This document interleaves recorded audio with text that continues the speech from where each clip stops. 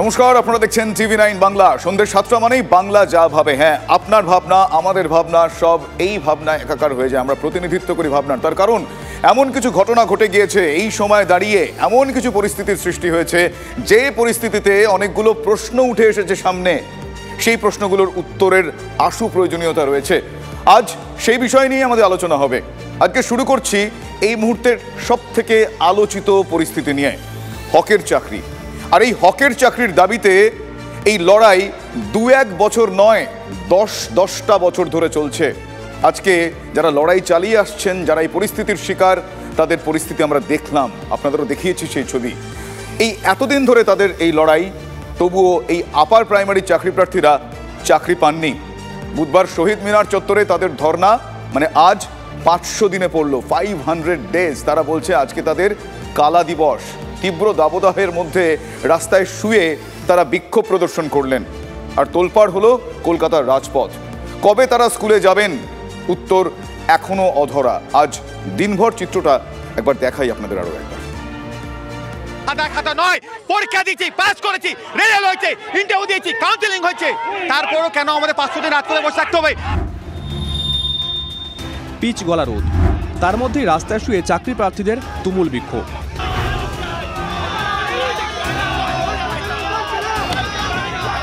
প্রচণ্ড গরমের মধ্যেও রাজপথে আছড়ে পড়ল প্রতিবাদ।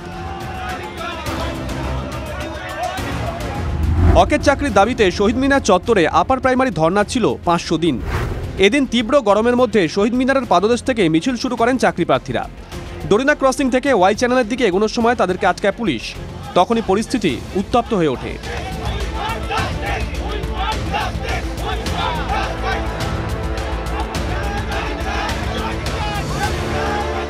আমরা রাজ্য সরকার, শিক্ষা দপ্তর, বিচার ব্যবস্থার মধ্যে জানাতে চাই, আর কতদিন যোগ্য বান্ধা রাজপথে, কতদিন এভাবে 42 তাপমাত্রায় থাকবো? কেউ 50 পেরিয়ে গেছেন, কেউ 48, কারো বা 46। নিয়োগের দাবিতে গত 10 বছর ধরে আন্দোলন করতে করতে উচ্চ প্রাথমিকের অনেক চাকরি প্রার্থীরই বয়স 40 বা 50 পেরিয়েছে। মেধা তালিকা প্রকাশিত হলেও এখনো আইনি জটে আটকে তাদের নিয়োগ প্রক্রিয়া। আমাদেরকে স্কুলে পাঠাতে হবে, ইমিডিয়েট আমাদেরকে স্কুলে পাঠাতে হবে। আমরা 10 বছর বসে আছি আর আমরা পাচ্ছি না। আমরা 10 বছর অতিক্রান্ত, এবার আমরা স্কুলে যেতে চাই, আমাদের ছেলে মেয়ে বড় হয়ে গেল। চাকরি প্রার্থীর প্রশ্ন, নিয়োগ জট যতদিনে কাটবে তারপরে আর কতদিন তারা চাকরি করতে পারবেন?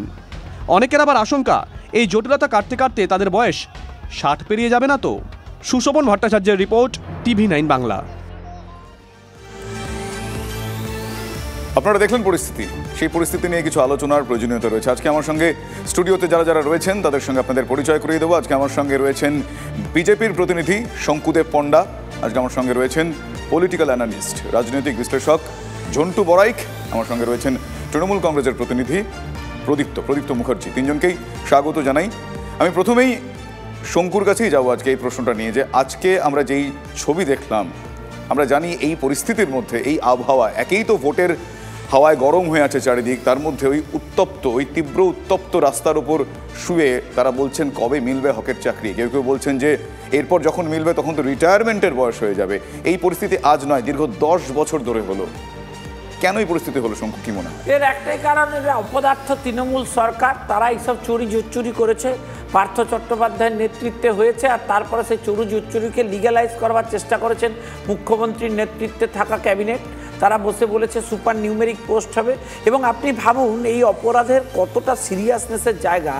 একটা দেখুন না, লোক জানে না খুন করে ফেলেছে, তার যা শাস্তি, লোক জানে প্ল্যানফুলি মার্ডার করেছে, তার শাস্তি বেশি হয়। এরা জানে যে এই ধরনের কাণ্ড হবে, তাই জন্য মানিক ভট্টাচার্য তার ছেলেকে লাগিয়েছিল। যত ওএমআর সব নষ্ট করেছে, 7 বার আদালত চেয়েছে, বলছে ওএমআর দিন। ওএমআর তো এরা নষ্ট করে ফেলেছে। এরা জানে যাতে এর কোনো একটা সলিউশন না বেরোয়, এবং যাতে লাভ কি তাদের লাভ কি? ইমেজ তো তাদেরই খারাপ হবে। কাদের? আপনি যাদের উদ্দেশ্যে আঙুল তুলছেন, তারা যদি জেনে শুনে দুর্নীতি করে, তারা তো জানবেন একদিন সে দুর্নীতি। প্রফেশনাল ক্রিমিনালকে আপনি বেদবাক্য শোনাচ্ছেন, পারেন বটে। তারা কি মহাপুরুষ নাকি যারা জেলে আছে? জালি চিটিংবাজ সব। আবার বড় বড় কথা, পার্থ চট্টোপাধ্যায় বাংলার যুব সমাজের সর্বনাশ করে দিয়েছেন, তার দল এখনো তাকে বেহালার এমএলএ করে রেখেছে। এরা আবার বড় বড় কথা বলে। আপনি আমাকে একটা কথা বলুন, একটা সরকার তার পুরো ক্যাবিনেট বসে সুপার নিউমেরিক পোস্টকে অ্যাপ্রুভ করে দিল, এটা অপরাধ নয়? এরা জানে না এখনো পর্যন্ত মানিকবাবু এমএলএ, এদের দলে মুখে লজ্জা শরম কিছু আছে? বাংলায় শুনুন, এরা শুধুমাত্র এই আজকে যারা, তার মধ্যে ধরুন 2-5 জন 10 জন তো যোগ্য লোক আছে, তারাও আজকে এই অপরাধের শিকার হয়ে গেছে, অপরাধ হয়েছে আর তারা ভিক্টিমাইজ হয়েছে। আপনি ভাবুন, একটা 1-2 লাইন বলে আর শেষ করে দেবো। দেখুন এখানে না আপনি ব্যাপারটা খুব ক্যাজুয়ালি একটা দুর্নীতির কেস হিসেবে দেখবেন না, এটা হচ্ছে বাংলার শিক্ষা ব্যবস্থায় আঘাত, সরাসরি আপনাকে বুঝতে হবে। এবং কতটা ভয়ঙ্কর ভাবুন, এই যে গ্রামের সাধারণ সরকারি স্কুলে কারা পড়ে, আমার আপনার বাড়ির মধ্যবিত্ত নিম্ন মধ্যবিত্ত বাড়ির লোকজন, তাদের পড়াশুনোটা কতটা নেগলেক্টেড হতে পারে, তাদের ভবিষ্যৎ নিয়ে কতটা ছেলে খেলা হতে পারে, তা দেখিয়ে দিয়েছে এই তৃণমূলের সরকার। ঠিক এই তৃণমূলের প্রতিনিধি যিনি আছেন, আর একটা লাইন, যে ঝন্টু বাবু প্যানেলে আমাদের শিক্ষক আছেন, আমরাও যারা জেলার ছেলে, জেলায় পড়াশুনো করেছি বা গ্রামে পড়াশুনো করেছি, এখনো যত বড় হই না কেন, আমাদের সামনে যদি তখনকার কোনো শিক্ষক মহাশয় আছে, হাত দিয়ে আমরা প্রণাম করি।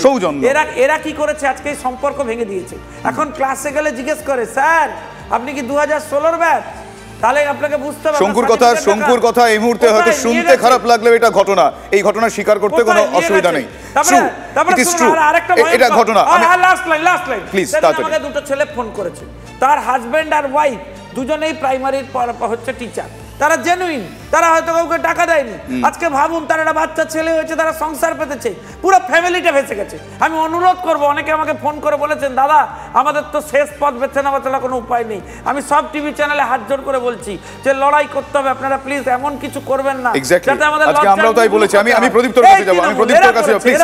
শঙ্কু এবার আপনি বলেছেন, শঙ্কু এবার প্রদীপ্ত আপনাদের দিকে, মানে তৃণমূল কংগ্রেসের দিকে অভিযোগের আঙুল। এবং আজকে আমরাও বলেছি বারবার, যখন সেখানে যারা আন্দোলনরত তারা বারবার বলছে আমাদের অন্য আর কোনো পথ নেই এই পথ বেছে নেওয়া ছাড়া, আমরা কেউই চাই না ভুল পথ তারা বেছে নিক। আমরা এখনো আশা রাখবো বিচার ব্যবস্থার প্রতি, কিন্তু দিনের পর দিন এই দুর্নীতি সংগঠিতভাবে হলো আজকে যাদের দিকে অভিযোগের আঙুল উঠছে, কি বলবেন? আপনি নিজে একজন শিক্ষক হিসেবে আপনার কেমন লাগে? না, শিক্ষক তো অবশ্যই, এবং সেই শিক্ষক এমন শিক্ষক যে যখন শুনি যে প্রাইমারির কথাটা এই হায়ার সেকেন্ডারি বা 9-10-এর মধ্যে ঢুকিয়ে দেওয়ার চেষ্টা করা হয়, যে কথাটা শঙ্কু বলেছে অসামান্য বলেছে, যে ইমেজটা তৈরি হয়েছে। এবং আমি আজকে প্লিজ সবাইকে রিকোয়েস্ট করব, এই যে পরিস্থিতির শিকার এতজন মানুষ, কে করেছে, কার জন্য হয়েছে, অভিযোগ পাল্টা অভিযোগে না গিয়ে আমরা একটু বিহিত খুঁজি। আমি সেটাই বলছি, শঙ্কুরা এখানে 100% সাকসেসফুল, যে ওরা ইমেজ বিল্ডিং করতে বা ইমেজ ভাঙতে সফল হয়েছে। আমি সেই সফল হওয়ার জায়গা থেকে বলছি। আচ্ছা বলি ভাই, শঙ্কু এক এক করে বলি, শঙ্কু প্লিজ রিকোয়েস্ট। আমি যেটা প্রত্যেকে বলতে দাও ঘটনাটা, আমি সেটা তোমায় বললাম। কবিতা বর্মন একজন নাম, শঙ্কুদের সহযোগী। কবিতা বর্মন উত্তর দিনাজপুরের একজন বিজেপির নেতৃত্ব, শুভেন্দুর হাত ধরে গিয়েছে, তার চাকরিও গিয়েছে কবিতা বর্মন। আচ্ছা ছেড়ে দিন, প্রথমে ববিতার চাকরি, সেখান থেকে অনামিকার চাকরি, তারপর আরেকজনের চাকরি, যে 3টে চাকরি, সেটাও তো কোর্ট দিয়েছিল, সেটাও ক্যান্সেল হয়ে গেল। দুলাল বরের মেয়ের চাকরিও ক্যান্সেল হয়ে গেল। এখন মুশকিল হচ্ছে যে এতগুলো লোক যারা চাকরি পেয়েছে, সিবিআই তাহলে ব্যর্থ কি ব্যর্থ না? সিবিআই খুঁজতে ব্যর্থ কি ব্যর্থ না? যে এতগুলো লোক চাকরি পেল 12%। এবং এই ক্ষেত্রে এক মিনিট আমি তাহলে আরো একটা পরিস্থিতি দেখাই। আমি বুঝতে পেরেছি, আমি আরো একটা পরিস্থিতি দেখাই। এই পরিস্থিতিও কাম্য ছিল না যে একটা রায়, যেটাকে ঐতিহাসিক রায় বলা হচ্ছে, সেই রায় তাদের মাথায় আকাশ ভেঙে পড়েছে। অযোগ্যদের দুর্নীতির দায় তাদের কেন ঘাড়ে এসে পড়লো, এই প্রশ্ন তুলে আন্দোলনের পাশাপাশি সুপ্রিম কোর্টের দ্বারস্থ হয়েছেন কারা? একটা রায়ে যারা চাকরিহারা হলেন, গণ আত্মহত্যার হুঁশিয়ারি দিয়েছেন তারা। ভাবা যায় এই সময় দাঁড়িয়ে এটা শুনতে হচ্ছে, যদিও আমরা বারবার বলছি যে প্লিজ কেউ এই পথ অবলম্বন করবেন না, এখনো ভরসা রাখুন। আর এই চাকরি বাতিল নিয়ে সুপ্রিম কোর্টে স্পেশাল লিভ পিটিশন রাজ্যের, মামলা এসএসসিরও। এই নিয়োগ দুর্নীতি মামলায় হাইকোর্টের রায় পর্যালোচনা সিবিআই এর। আর এই সুপার নিউমারি পদ নিয়ে কিভাবে তদন্ত, এই আলোচনায় নিজাম প্যালেসে এসআইটির অফিসার। আমরা আশা রাখবো পরিস্থিতি একদিন হয়তো ওই বলে সুদিন আসবে, কিন্তু আজ কি পরিস্থিতি, আজ যারা এই প্রশ্নের উত্তর চাইছেন একবার দেখুন এবং তাদের কথা শুনুন। দুর্নীতি ধাক্কায় সরকারি চাকরিতে লাল কার্ড। 2016 স্কুল সার্ভিস কমিশনের পুরো প্যানেলটি বাতিল করেছে কলকাতা হাইকোর্ট। চাকরি হারিয়েছেন হাজার হাজার শিক্ষক শিক্ষাকর্মী। মঙ্গলবার থেকে ভোটের বাংলায় আরও এক আন্দোলন ধর্মতলায়, চাকরি হারাদের ভিড়। দ্রুত নিয়োগের দাবিতে যখন সোচ্চার আপার প্রাইমারি চাকরি প্রার্থীরা, তখন শহীদ মিনার চত্বরে সদ্য চাকরিহারাদের আন্দোলন। তাদের একাংশ বলছেন, কাজ হারিয়ে গণ আত্মহত্যা ছাড়া উপায় নেই। আজকে 5,000 জন না 6,000 জন চুরি করেছে, তার জন্য টোটাল 19,000 যোগ্য ক্যান্ডিডেটদের ওপর এই খাড়া নেমে আসলো। আমি এটুকুই বলতে চাই যে একজন যোগ্য প্রার্থীও যেন বাদ না যায়, একজন যোগ্য প্রার্থীও যেন এই প্যানেল থেকে বাদ না যায়। রায়কে চ্যালেঞ্জ জানিয়ে চাকরিহারাদের একাংশ দ্বারস্থ হচ্ছে সুপ্রিম কোর্টে। আপনারা কি আলাদা করে যাচ্ছেন সুপ্রিম কোর্ট? হ্যাঁ, আমরা আলাদা করে যাওয়ার প্রস্তুতি নিচ্ছি, সেই জন্য আমরা এই ডকুমেন্টস কালেকশন করে পিটিশনার হওয়ার চেষ্টা করছি। রাজ্য সরকার তো অবশ্যই দায়ী, তেমন সিবিআই কি করছিল? সিবিআই তো দায়িত্ব দেওয়া হয়েছিল, কারা ম্যানিপুলেট করেছে, কোন তারা তো হার্ড ডিস্ক পেয়েছে, তাহলে তাদের তো দায়িত্ব ছিল। তাহলে এখানে কোনটা কাকর কোনটা চাল বাঁচার দায়িত্ব তাদেরও ছিল। একযোগে সুপ্রিম কোর্টে ছুটছে রাজ্য সরকার, মধ্যশিক্ষা পর্ষদ ও স্কুল সার্ভিস কমিশন। কমিশনের দাবি, হলফনামা দিয়ে যোগ্য অযোগ্যদের সংখ্যা তথ্য দেওয়া হয়েছে। সেই হলফনামা নিয়েই সুপ্রিম কোর্টের দ্বারস্থ এসএসসি। চাকরি বাতিলের রায়কে চ্যালেঞ্জ করে শীর্ষ আদালতের স্পেশাল লিভ পিটিশন জমা দিয়েছে রাজ্য সরকারও। এর জন্য দায়ী হচ্ছে মমতা বন্দ্যোপাধ্যায়, কারণ কোর্ট বলেছিল আপনারা আটা আর ভুসি আলাদা করুন। তৃণমূল কংগ্রেস এই ভুসি আটা আলাদা না করার জন্য এখন বেচারাদের ভুগতে হচ্ছে, এই পরিবারগুলোকে ভুগতে হচ্ছে। যারা যোগ্যতা সত্ত্বেও যাদেরকে এই কষ্টের মধ্যে দিয়ে যেতে হচ্ছে, আমরা তাদের পাশে আছি। স্পিরিটটা বুঝতে হবে, রাজ্য সরকার কিন্তু সে চেষ্টাটা করেছে। তখন কারা গিয়ে আবার মামলা ঠুকে এসছেন, এটাও তো দেখতে হবে। কেউ যদি কোনো রাজনৈতিক দল রাজনৈতিক কারণে মামলা করে আরও ক্ষতি করেছেন এনাদের। চাকরিহারাদের এবার কি হবে? কেউ একরাশ চিন্তা নিয়ে রাস্তায় নেমেছেন, কেউ ছুটছেন এই আদালত থেকে আরেক আদালতে। যোগ্য অযোগ্য বাঁচতে কেন দেরি? দায় কার? প্রশ্ন তুলছেন চাকরিহারারা। সোমা দাস, সুমন মহাপাত্রের রিপোর্ট, TV9 বাংলা। এবার প্রশ্ন হলো যে কিভাবে জানতে পারা যাবে বা বাছাই পর্ব হবে? ঠগ বাঁচতে গাঁ উজাড় হয়ে যাবে না তো, এই প্রশ্ন উঠছে। আমি ঠিক এই প্রশ্ন নিয়েই ঝন্টুবাবুর কাছে যাব। ঝন্টুবাবু, এখন পর্যন্ত যা পরিস্থিতি, প্রত্যেকেই জানতে চাইছেন যে ন্যায্য উপায়ে চাকরি পেয়েছেন অনেকে, অন্যায্য উপায়েও পেয়েছেন বলে জানতে পারা যাচ্ছে। তাহলে এই অন্যায্য উপায়ে যারা পেয়েছেন সেই ভিড়ে ন্যায্যরাও ঢুকে গেলেন, কিভাবে তাদেরকে আলাদা করা যাবে এইটা খুব স্পষ্টভাবে সবাই বুঝতে চাইছে। আচ্ছা, প্রথমে বলি, দেখো, আমিও এসএসসির সময় বিগত সরকারের সময় চাকরিটা পেয়েছিলাম, এবং ওই চাকরিটা পেয়েছিলাম বলে কিন্তু আমার এই জেনারেশনে আমি আজকে এখানে দাঁড়িয়ে কথা বলতে পারছি। এই যে এসএসসির আজকে এই ব্যাপক, আমি বলবো জাতীয় বিপর্যয়, এটা রাজনীতির প্রশ্ন নয়। আজকে কাকর এবং চাল, তুমি বিশ্বাস করো, আগে যখন কাকর বাছাই হয়েছিল 5,000 6,000-এর মতন ওয়েবসাইটে তাদের ওএমআর যা পাওয়া গিয়েছিল আপলোড হয়েছিল, আমার 2 ছাত্র জোচ্চুরি করে চাকরি পেয়েছিল, ওএমআর ম্যানিপুলেশন করেছিল, আমরা জেনেছিলাম। তোমাদের চ্যানেল গিয়েছিল তার বাড়িতে শিলিগুড়িতে।